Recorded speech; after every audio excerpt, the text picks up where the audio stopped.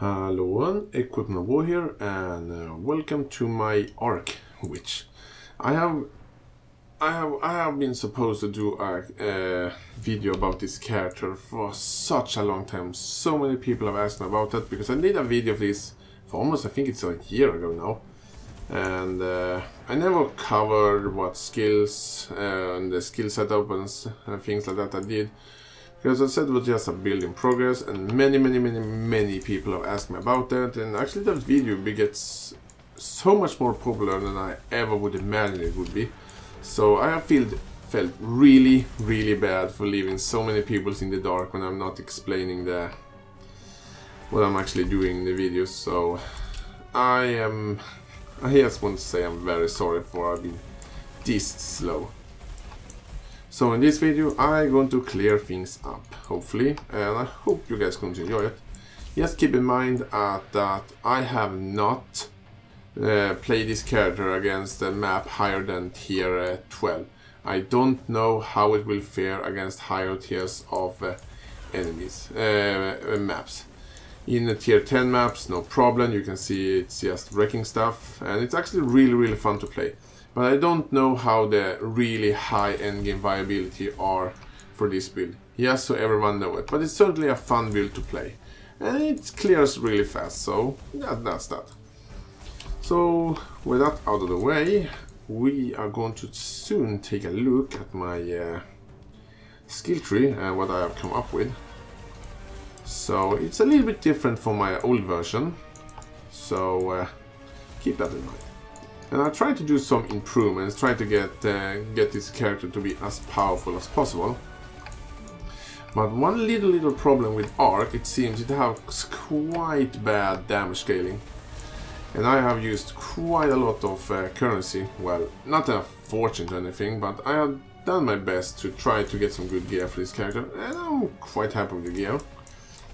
So, but well, let's stop talking and actually, before I continue on this map, which is a tier 9 map actually I'm playing right now, let's take a fast look at let's take a look at my item first. My weapon I'm using Arid South.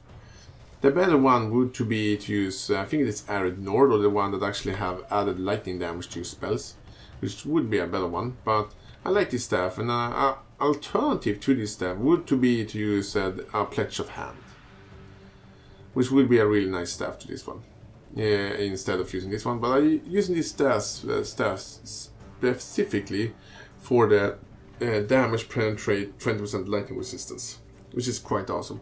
But this is a 6-linked Arid South, and it's relatively expensive. I think I paid about 5 exalts for this one, which is quite a lot. So it's a quite expensive staff, but it's a quite nice staff as well. I'm using a defensive helmet. Again, follow your defensive item. You want the usual, you want life and the resistance you need. And also some good armor. This helmet have quite good life and quite good resistance, but the armor on it, it's not that good. So I could have a lot better helmet. But it increases the level of my minion skills. And I'm currently using a lightning column. I have a pair of defensive gloves. I quite like them. They have a huge amount of resistance on them. A pair of boots with good movement speed and some good resistance and a decent amount of life. But it could be better, and a good alternative to these boots would be to use Calm's Root instead. I'm using highly defensive belt, a lot of armor and life, and some resistance. I'm using Calm's Heart, which is a very good armor, but it's not a must-have. Actually, I have one good armor to this build, especially if you're using Arid South, would be to use Lightning Coil instead. Let's see if I can talk more about that later. I'm using this really nice ring here, which gives me a ton of elemental and lightning damage. And also some good amount of mana regeneration, some life and some mana. And Arc is a very mana hungry skill. I'm using this defensive ring here, a lot of resistance and some life. Using this amulet here for a huge amount of lightning damage or lightning spell damage and some cast speed for this amulet here. That's pretty much my gear, my flasks. I have one anti-bleeding flask, one anti-freeze, using one another anti-freeze flask which is a silver flask, so I get boost to my cast speed. Let's see if we can activate it now. Let's see I do more damage when I'm using it, because it increases my cast speed. Using that CS Promage, which again increases my damage when I'm using it. A really cheap and good flask, and I love flasks like Quicksilver flask. So that's pretty much it. Let's talk a little bit about my game setup, which I probably assume many of you are waiting for. I have Arc together with faster casting and power level 2. I wish it was level 3, but it takes a million trillion years for it to level up, so it takes some time. I'm using concentrated control destruction, I'm using other lightning damage and using spell echo. And sometimes I'm switching out other lightning damage for some lightning penetration, which gives you a huge amount of lightning penetration when it combines with these items. So you have over 50% lightning penetration, which is quite awesome. You can switch out your power, for example, for a life leech if you want some more survivability. So it's a lot of things you can change. But you really want cast speed when you're using Arc. So using both spell echo, as I said, and faster casting. I don't know if this is the absolute best setup, but there are probably some other setups you can use as well. But this is the setup I'm currently using. I'm using a lightning golem together with life leech and minion speed, and I am an elementalist, so if you take a fast look at my skill tree, I am absolutely going to take line of primordial, but when I am today was about to try to ascend this character, I just realized I didn't have any stuff I needed to ascend in the endgame labyrinth, so I haven't done it yet. But when I ascend to it, I'm going to take line of primordial. And I'm just using Wrath for some more spell lightning damage, which is quite nice. I'm using Lightning Warp as well, together with less duration, so I can get out of dangerous situations, and also move fast over the battlefield if I so choose. I have a Stormcall here, which I'm leveling up as well, and Stormcall is actually an option you can use. Just look at this ridiculous cast speed. That's quite fun to look at. It do some damage actually, so sometimes I switch to using this skill against bosses and like that, because it's a more of a heavy hitter. And it actually do some good damage. Let's actually find some enemies to use it against. So, where do we have some? Look at that. Oh, that did some damage to me. Problem is it has some cast delay, so it's quite important with the precisioning. But they do some good damage. But Arc is safer to use. So let's change back to Arc. I'm also using a curse, which you probably can see, which is Wallow's Mark. And it is used together with the Blasphemy, so I have it in an aura around me, so all enemies that come near me get cursed with Wallow's Mark.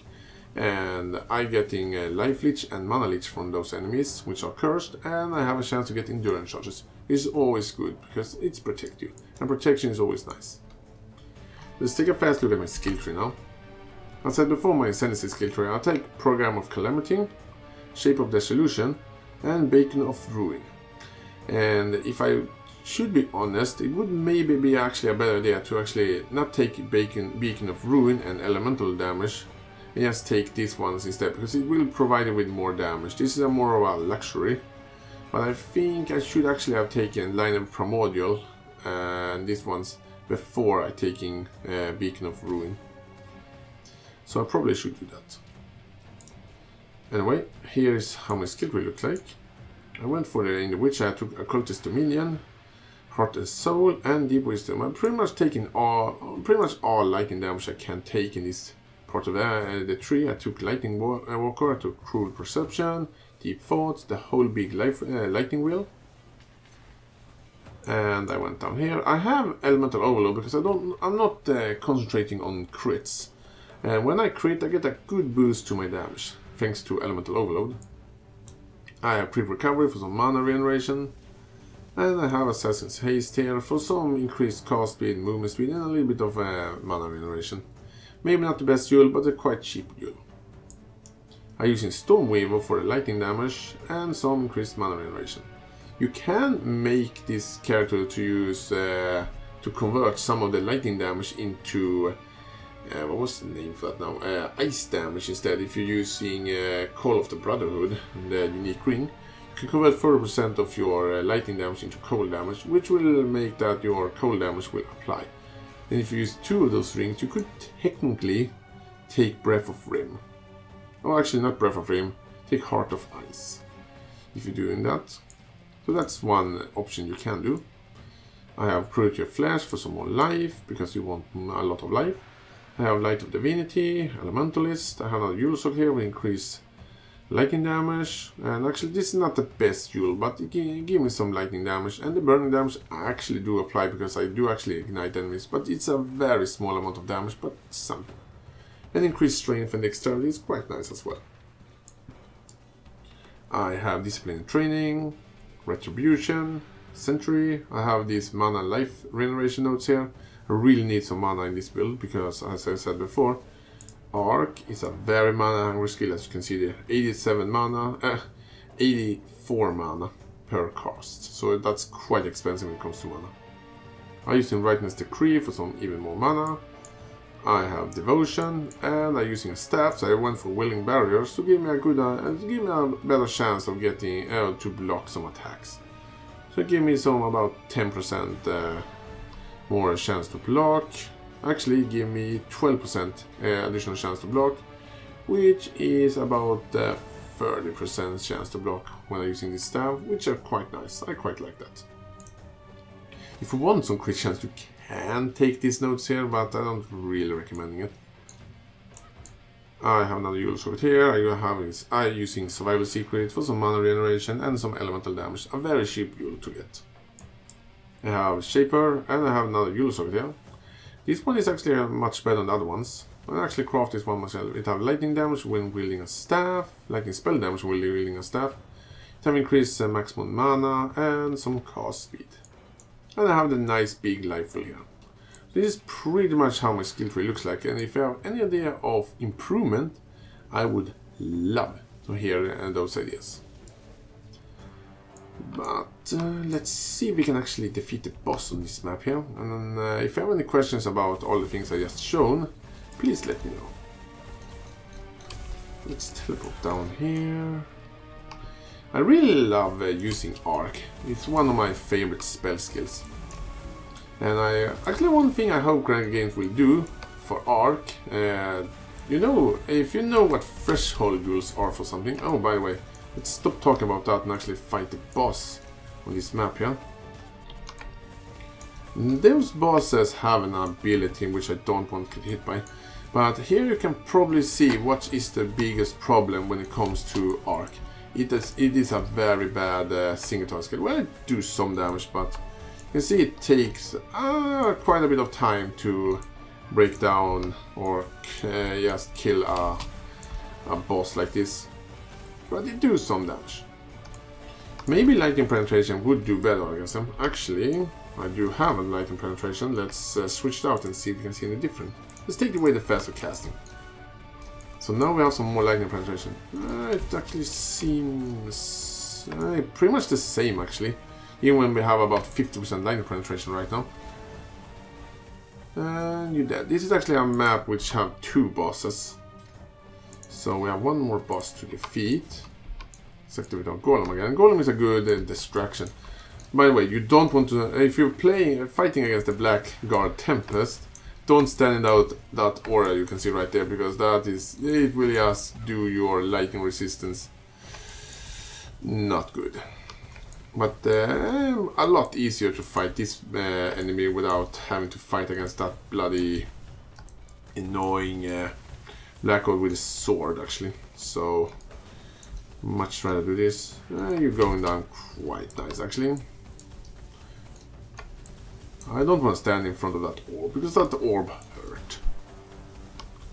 You're almost dead. Color Strike there would be nice. Let's take down the last enemies here. One more enemy.